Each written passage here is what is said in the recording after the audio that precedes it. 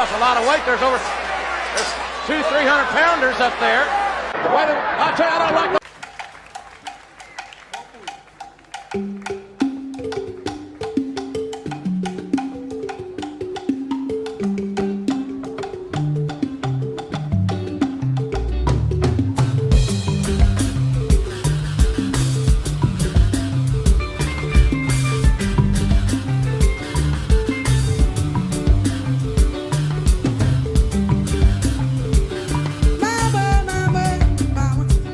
basi botali déjà de façon pasteur azo délivrer mwasi oyo, mais moi je suis sûr que mobali ya mwasi oyo azali na kati église wana, mais eza normal bazo wana eza ba viol, elles ont maltraité mwasi bango nyonso bamoni ya bandimi bafandi bazo crier même on dirait que Nzambe asali miracle. Et pourtant, ce n'est même pas miracle, ils ont dit bouzoba, vraiment. En tout cas, tozo kende wapi na église de réveil. Tozo kende wapi na église de réveil. Ba église de réveil, malheur nyonso ya mokili, malheur nyonso ya ba africain. Afrique eza na molili lelo kaka pona ba église de réveil. Soki Nzambe asali kake lelo ba déboulonner ba église de réveil nyonso wana. Peut-être Afrique kobika. Parce que l'Afrique, mobimba ezali, donc, pasteur, église de réveil, ils ont envoûté l'Afrique à niveau moko boye boza na idée te, mais c'est normal parce que l'Afrique, bango tellement ki bandi makanza même oyo ba yokite. Bandi makanza même Nzambe a voisin bandi malaka. Ozo ka moto zo sambela Dieu de Nzambe de tel. Sambela Nzambe akela likolo to na se. Ozo sambela Nzambe ya moto. Exemple, Ngayawa, comme vous savez, le lobby que Dieu de François. Est-ce que toi tu crois bien que François croyait à Dieu? Oh, Dieu de tel. Est-ce que tu es sûr que tel croyait en Dieu? Bande ko fungola kamiso. Quand même, partir oui kosakana na nyonso na vie na yo, mais kosakana na molimo na yo te. Ba passer de là ba comme si église est comme ici commerce. Bate aka lisusu donc maloba ya vie éternelle, bate aka prospérité la biloko ezangi tina, biloko ekotikala plus trop tard ekotikala. Parce que na tamboli ba nini ba morgue belé na tamboli ba cimetière na mona esika te ba kondi moto na ba bien na ye. Mais ba pasteur ba zalaka kuna na ba cimetière ba zo sambela sala cérémonie ya suka, mais na yoka te pasteur a lobi ke bo mema moto kana ye wana mwasi na ye wana mwana na ye wana to kunda bango ensemble. La yoka yango te. Ce qui est passé à Salindenge wana peut-être ba to koloba o azalaki moto ba kisi. Mais ba loba yango te. Mais na kati église na bango na bomo na yo baso te kaka ba biloko eko tikala sim. Bozo ba pasteur. Les pasteurs de profession. Ngala benga yango ba pasteur de profession. Parce que oyo pasteur a bengami e pa Nzambe atindie ke nde ote ya liloba Nzambe. Akoki kozala akoyeba nini akoteya. Mais la pasteur de profession, vas-y, par formation à 6 mois, par formation, même si vous avez la formation à 10 ans. Donc, vous avez des professions, vous avez ensemble. Profession, peut vous la différence entre pasteur et lit. On a tindi. Différence, c'est aller belé. Après, ni to le bela sujet à baptême. Bateko. N'importe qui a oui qu'on baptise yo. Les lots moni moto a telemi bo bazo baptiser na mai na kopo na verre. Bazo baptiser moto na piscine. Bazo baptiser moto na n'importe quoi. Na mai na bouteille. En tout cas, bato ba comme na niveau moko boye incroyable. Ba comme ko croire n'importe quoi. Ande ko fungola miso to komi ta komi to komi na ta ya suka do moto na moto. Alors Nzambe a solo. Parce que ce que ça dit erreur, on se retrouve na Nzambe a pasteur wana bo soki bino nyonso na moto.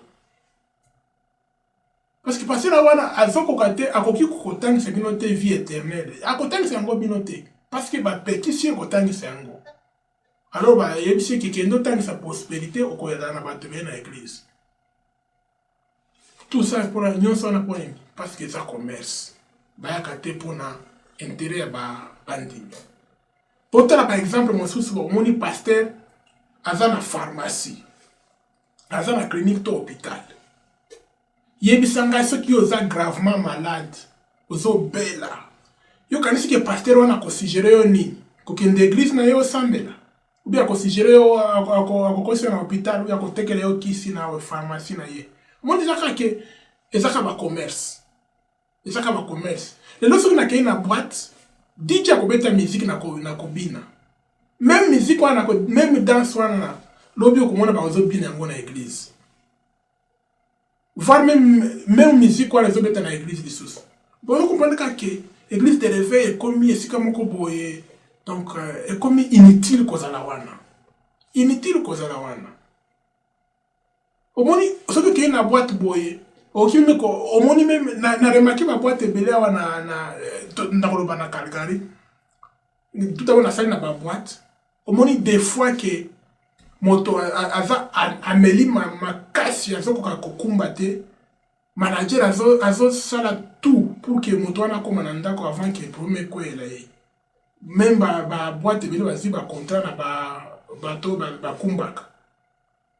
Mais na église eza ndenge wana te bolingo ezangi kuna. Omoni pasteur azwaka dim chaque dimanche, ye azaka na ndako ya bien, azaka na mutuka tambola ka bien famille na ye baza déjà bien, mais bandimi wa pesa ka dim ba tambola ka na makolo.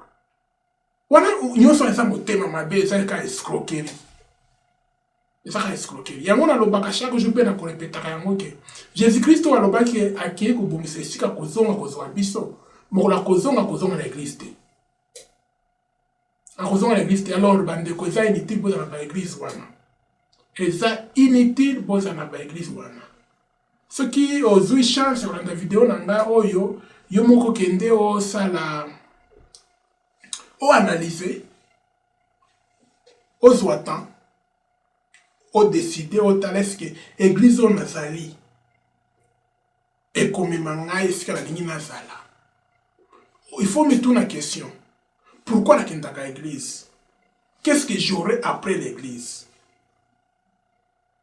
Il y a des gens de janvier à décembre, mais la même chose tous les années.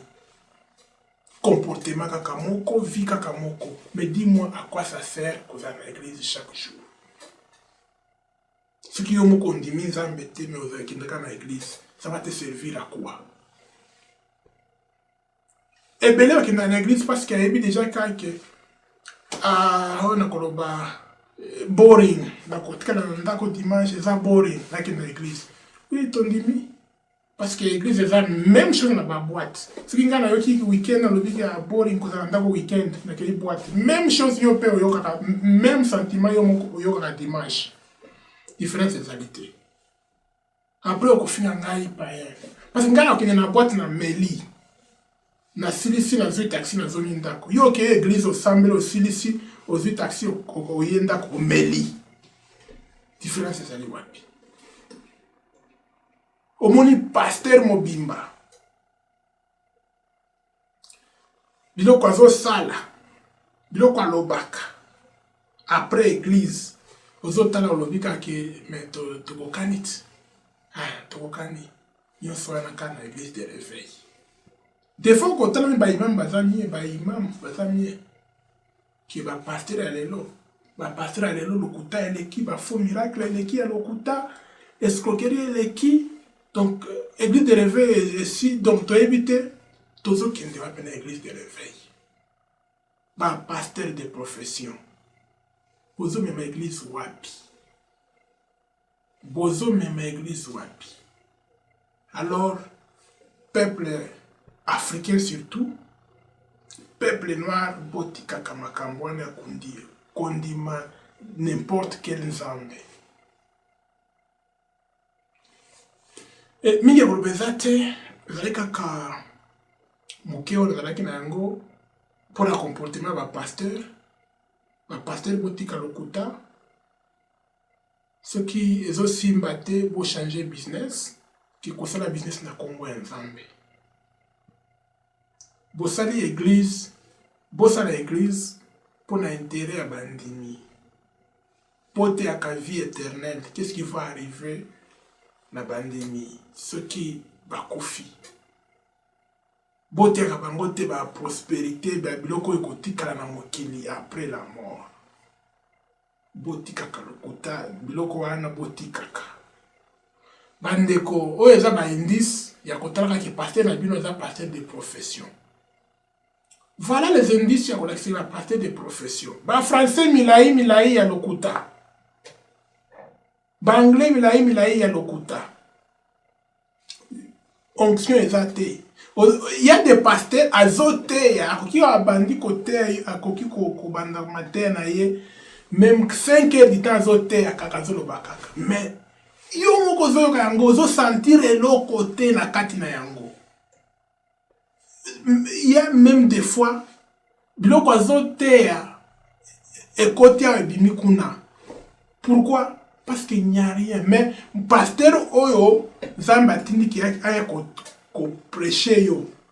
Ce qui a commis kolobele yo boy même avant si samo au sentir que au sentir eloko moko boy quelque part. Voilà. Mais pas ba église wana ofandi na yo boy ozo kaka. Ozo kaka lokuta. Bazo ko senzo ndima kaka. Ba kosi yo après na soko lobi amen. Bandeko. Bozala na courage ya kotikaka ba église wana. Pe ba pasteur bozala na courage ya ko démissionner. Bo se déboulonner. Ki kozala wana ozo me peuple de bana nzambe kana prédiction. Tant tozali ezali tant que moto bolo tolukaka nzambe makambo ezo salema dernièrement esengeka nzambe. Mais le temps que nous avons colocé dans le canapé, nous avons passer dans nzela na biso. Nous ça un problème. Bah faux miracle, n'importe quoi na église, bah bilo tozo kima libanda, tozo kuta yango na ba église, okimi li mabe libanda, okuti yango na église, okimi ba mauvais compagnon na libanda, okuti bango na église. Okimi prostitution, olingi otika prostitution, oyo okuta ngo na église. Ozo kima esprit ya polygamie libanda, okuti yango na église. Ozo kima baninga ba escroc libanda, ozo kuta bango ba pasteur ba na yo ba escroc. Finalement tozo kende wapi na église de réveil. Alors bandeko botika la connecter tout le temps dans la ciment quand on a émission na biso les dossiers compliqués pe besoin de courage à kotika ba commentaire na bino bo suggérer biso prochainement bolingi to lobela nini en attendant vous partager vidéo ce qui vous s'appelle nango ko partager te pour la hypocrisie partager yango ce que c'est peine yango au moins que message ko aider frère moko boya kindaka na église pour na sentiment. Merci. Tout le temps la semaine prochaine. Ciao.